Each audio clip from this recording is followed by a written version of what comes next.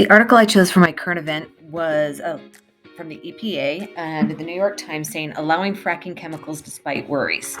The main place that I got the first article was from the Denver Post, where they were talking about how in Colorado, anybody who's fracks does not have to give up any of the chemicals that go into their fracking, but in California they do.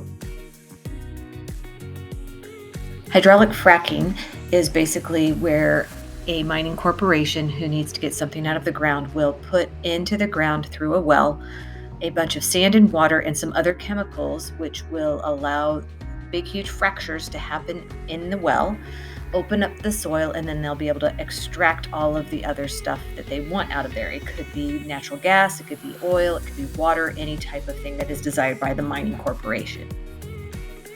The majority of the fracking fluid is sand and water, but there is the use of other chemicals.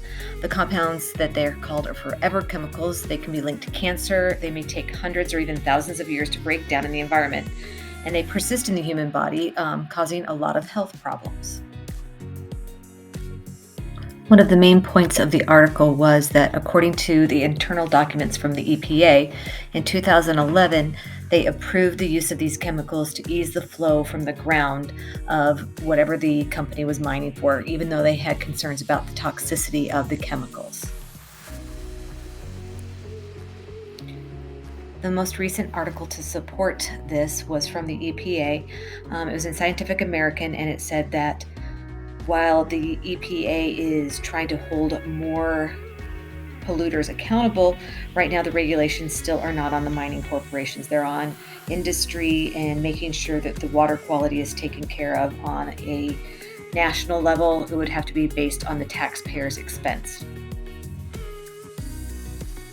The takeaway or reflection that I have on the two articles are that the EPA regulations mention drinking water and industry, while the regulations don't affect mining and or drilling, especially in Colorado.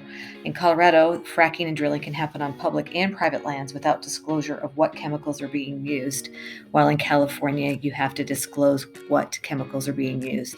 It seems that the regulations are not consistent across states.